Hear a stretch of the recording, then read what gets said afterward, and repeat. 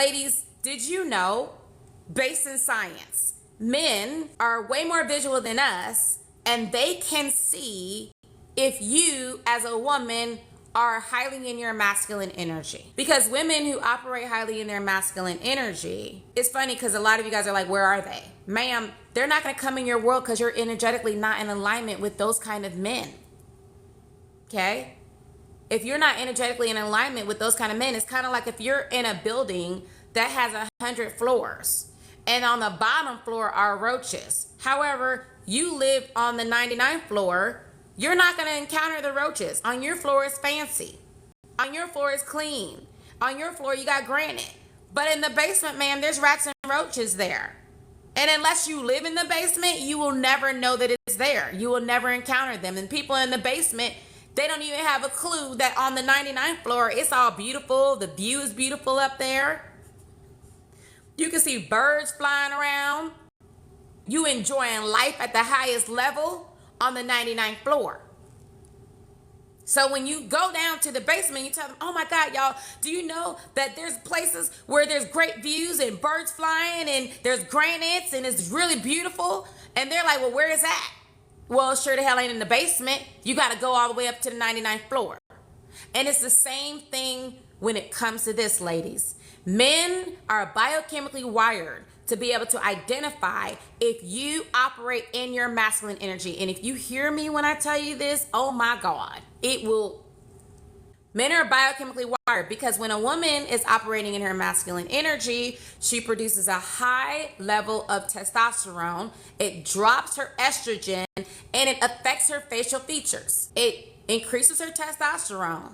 So now testosterone, you got to understand, when a male child is a male, okay, when it has the XY chromosome, then it starts producing more testosterone than the girl baby. And that's what makes it grow a penile, and that's what changes the way the brain is formed, and it starts to build the male parts. And they've done tons of research to show that male brains, even babies, operate differently than female baby brains. So a man, when he's looking at you, he can see if you are producing more testosterone, because the same testosterone that affects his facial features, that allows his jaw to be chiseled and to have harder lines, starts to affect you too. You start to have the same thing. So if you go on my website at shayyourlovediva.com and you go to the testimonials, you'll see side-by-side pictures of my clients where you have the before picture before they started Boss Diva University, and then after, when they've healed. When they've been able to heal their love blocks and increase their feminine energy, you start to see a softening in their face. You start to see that their eyes start to light up. They look more softer, more feminine. And that's the look that will draw a man in. So when men are like, you're intimidating, what they're basically saying is, ma'am, that you look like you operate in your masculine energy. That's what they're saying. It's not because of your success. Because men with money couldn't care less. They don't care. And you don't want them to care. Okay? I don't pay the bills in my house. I run a multi-million-dollar agency, and my husband pays 100% of the bills. I don't even know how much the light bill or the gas bill or the sewage, I don't know how much that is. I don't know what the mortgage is. I don't pay none of that. My husband pays 100% of the bills. He loves it. I let him do it. He doesn't ask me for my money. He doesn't do any of that. So men can tell, because when you are operating in your masculine energy for so long, ladies, you got to understand it starts to affect you biochemically. If you haven't noticed, it increases your cortisol, your stress hormone. So don't you find yourself being more stressed, foggy-headed, dealing with and struggling with anxiety? And if you have anxiety, then oftentimes the cousin of anxiety, the D word, for those new to me, I don't like to say certain words because it's low frequency, but I'll say it here, you don't know, depression. So oftentimes when you have that anxiety, the depression comes with it. It increases your risk of hypertension. It dries up your blood pressure. It also increases the risk of diabetes. It increases the risk of you holding on to weight. You're not fat, ma'am, you're inflamed. Your cells are inflamed because of the trauma that you're holding in your body because of the stress that you're holding in your body. And then all that stress causes inflammation in the brain, ma'am. It's causing your brain to be inflamed. So then now you're dealing with feeling down and you don't even know why you're down. You're foggy headed. You don't even know why you're foggy headed. You're forgetting things. You don't even know why you're forgetting things. Nothing makes you happy. Now think of that. And then now you're going out into the dating world. You're entering into dating with all of that stress, that anxiety, that depression, all that inflammation going on in your body. You can't even think clearly. You can't even show up as the best version of yourself. And you're wondering why you keep attracting the ragamuffins of raggedy. This is the reason why I cannot emphasize enough how important it is to start with the process of healing your love blocks first. Because the love blocks is what triggers you to have to operate in your masculine energy because you don't feel safe. You don't feel like you're enough.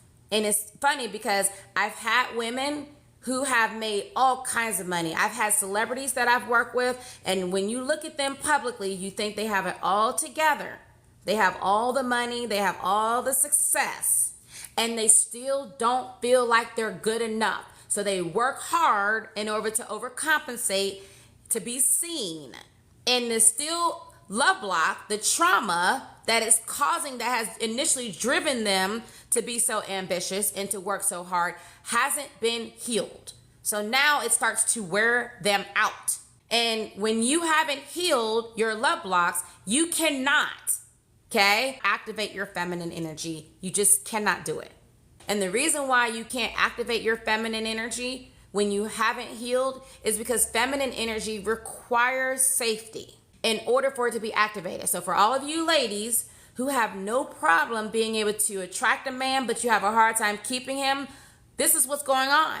What's going on is you are able to present yourself as feminine. Looking feminine and embodying femininity is two different things. So you are able to present yourself, you're pretty, you got your nails done, you got your makeup done, you move a certain kind of way, you know how to flirt. But when you get scared, when he gets too close, when you start to really care about him, then now you don't feel safe, so it drives you into your masculine. And then you find yourself doing this. You find yourself either battling, fighting, or pushing him away. And then that is the turnoff. Because straight masculine men want feminine energy, period.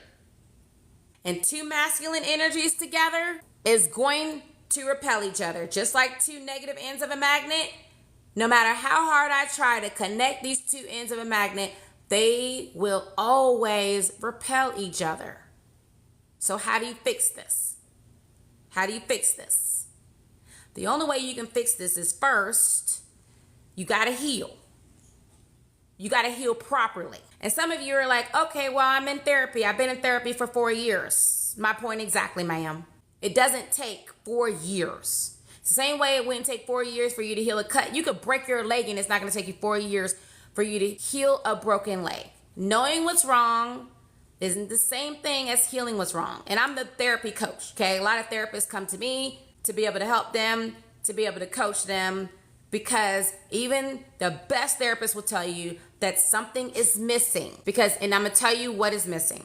The reason why you continue to attract the same man with a different face is because of something in nature called homeostasis. Homeostasis is a natural tendency to go back to what it is that you know. That's what our subconscious mind does. So even though consciously you tell yourself, I will never sleep with a man on the first night again. I will never allow another narcissist in my life again. Even though you tell yourself, I will never do X, Y, and Z, whatever the dating mistake is again, how many of you have found yourself still making that same mistake, say I? Or you just check out. You just stop dating. You either quit dating, because that part's easy, and you don't want to risk messing up again. Or you tend to continue to attract the same man with a different face, and you find yourself mistakenly making the same mistake over and over and over again, even though you said you would not do it. And the reason why you do that, baby, is not because you're broken. It's not because you're not smart. It's not because you didn't try hard enough. It's because your subconscious mind is wired that way. based on your childhood experiences and what your subconscious mind established between the ages of 0 to 7 as being normal. So, if like me, you grew up in a household where you watched your mother being abused on a regular basis, and even though you told yourself you would never ever date a man who put his hands on you, you would never ever end up with somebody who's abusing you, and you might not get in a relationship with somebody who punches you in the face, but you have been in a relationship with somebody who's cheated on you, that's abuse.